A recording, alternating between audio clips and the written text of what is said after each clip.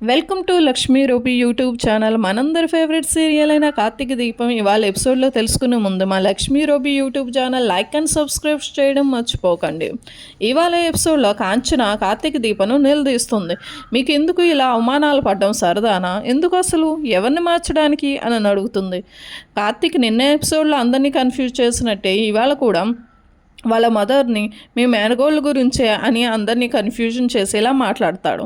అనసూయ మాత్రం కార్తీక్ని ఏమీ అనకండమ్మా, ఏం చేసినా బాగా ఆలోచించి అంతా మంచిగా చేస్తాడు అని మనందరూ కలిసి రోజు ఏదో వస్తుందని కాంచనకు ధైర్యం చెప్పి కార్తీక్ని సపోర్ట్ చేస్తూ మాట్లాడుతుంది. దీప కూడా అనసూయకు సపోర్ట్ చేస్తూ మనందరు కలిసే టైం దగ్గరలోనే ఉందని చెప్తుంది. సెకండ్ సీన్లోకి వస్తే శౌర్య పాపకి కోపం వస్తుంది. నానా నానా నాకు సైకిల్ కావాలి అని బుంగమూత పెట్టి కోపాన్ని నటిస్తూ కార్తీక్ మీద సైకిల్ కావాలని నన్ను అడుగుతుంది. కార్తీక్ దానికి దీపావళికి కొంటానులేమ్మా అని సముదాయిస్తాడు.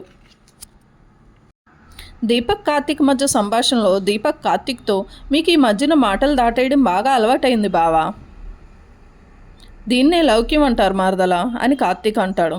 ఈ లౌక్యంతోనే ఎప్పుడోకప్పుడు మీరు నిజం చెప్పేస్తారని భయంగా ఉంది అని దీప కార్తీక్తో అంటుంది.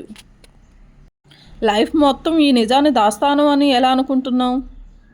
టైం చూసుకుని మనమే కాదు ఏదో విధంగా ఎలాగైనా సరే జోష్నా పారిజాతం నోటితోటే మనం నిజం బయటికి రానివ్వాలి. నువ్వే అసలైన మనవరాలు అని దశరథ కూతురు అని చెప్పేసి బయటకు వచ్చేలా నేను చేస్తాను అని చెప్పేసి కార్తీక్ దీపతో అంటూ ఉంటాడు. అయినా నువ్వు ఇలా జోష్నా పారిజాతం ఏదైనా అంటూ ఉంటుంటే మాటలు పడ్డం తప్ప ఇంక వేరేమీ మాట్లాడవా నువ్వు? మనం ఎదురు సమాధానం చెప్పినప్పుడు వాళ్ళు తగ్గుతారు. నువ్వు సమాధానం చెప్పకుండా ఉన్నంతకాలం వాళ్ళు ఏదో ఒకటి అంటూనే ఉంటారు. కాబట్టి నువ్వు ఏదైనా చేయడానికి ప్రయత్నించు అని దీపను ప్రోత్సహిస్తూ ఉంటాడు కార్తీక్. తాగుతూ ఉంటుంది.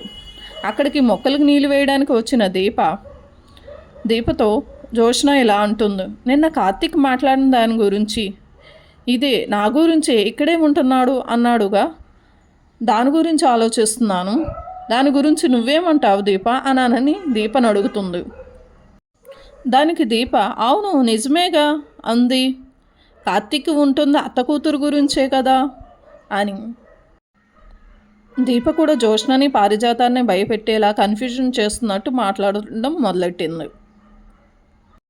నా కోసం బావెందుకు ఉండాలి అని దీపతో అంటుంది జోష్న. దానికి దీప అమ్మాయి గారి కోసం ఉంటున్నాడు కానీ అమ్మాయి గారి కోసం కాదు అంటుంది దీప కూడా కార్తీక్ లాగే కన్ఫ్యూజన్ చేయడం స్టార్ట్ చేస్తుంది. మధ్యలో అక్కడికి వచ్చిన పారిజాతం రెండు ఒకటే అని పారిజాతం అంటూ ఉంటుంది. కాదు అని దీప అంటుంది. అయితే అత్త కూతురు కోసం అన్నాడుగా అంటుంది పారిజాతం. అయితే అత్త ఎవరు అని అడుగుతుంది దీప. సుమిత్ర అని అంటుంది పారిజాతం. మరి కూతురు ఎవరు అంటే ఇంకెవరు జోష్నానే అని అంటుంది పారిజాతం. ఈసారి దీప రెట్టించి అడుగుతుంది. మళ్ళీ చెప్పండి కూతురు ఎవరు అని నన్ను అడుగుతుంది. పారిజాతంలో టెన్షన్ మొదలవుతుంది.